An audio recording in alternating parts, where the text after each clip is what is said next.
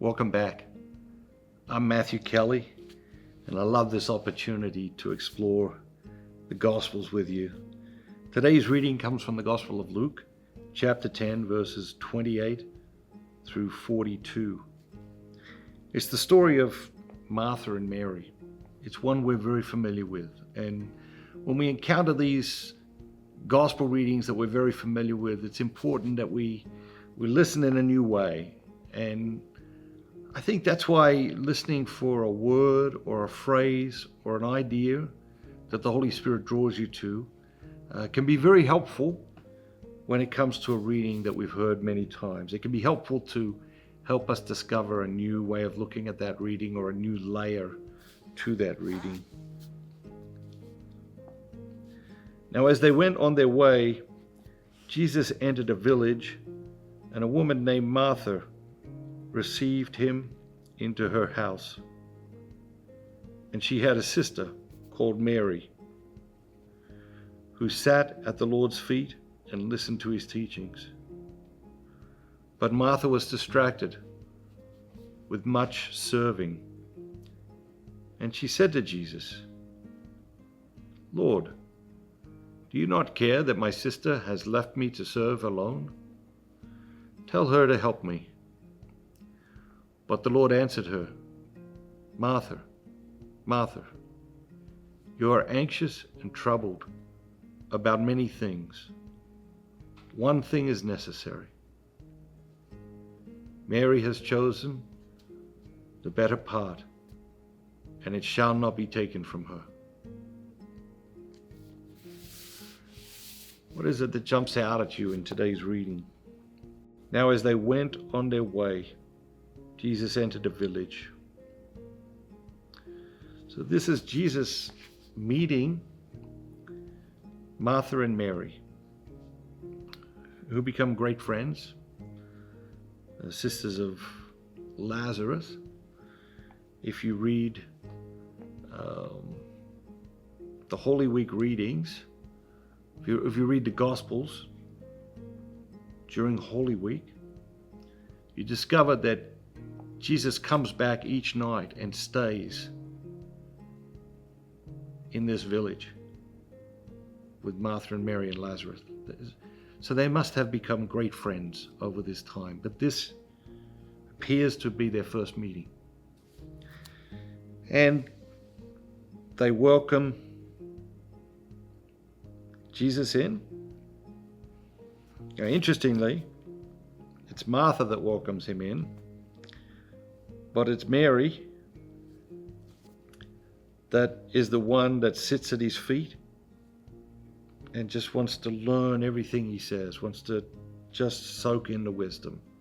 And Martha is busying herself with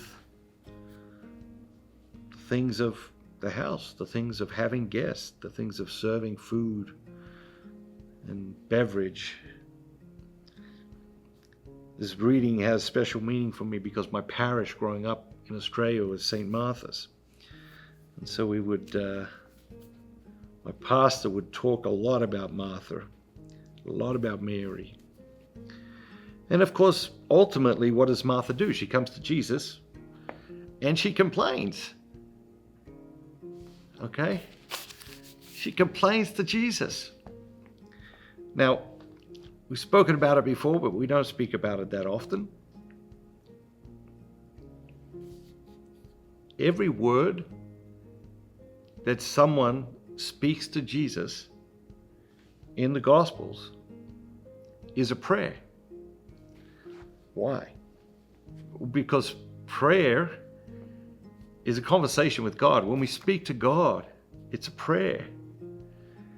And so let's listen to Martha's prayer.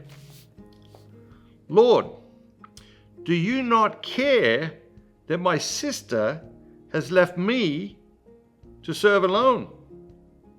Tell her to help me." It's a beautiful prayer, right?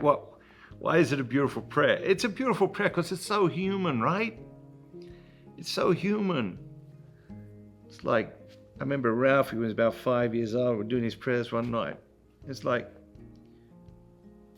"Good night, Jesus. I'm going to bed now. I'm really tired. We'll do more prayers tomorrow. And it's like, wow, you could force him to do his prayers, right? But the truth is, like, the honesty of that prayer is just pure. And that the honesty of Martha's prayer here is pure. Why? Because she's coming from her perspective. That's how she's thinking about it. That's how she's feeling about it.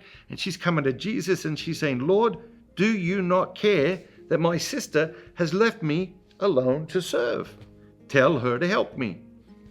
And I'm sure this prayer has been prayed many, many, many times throughout history by millions of people. Millions of people. Because this is what happens.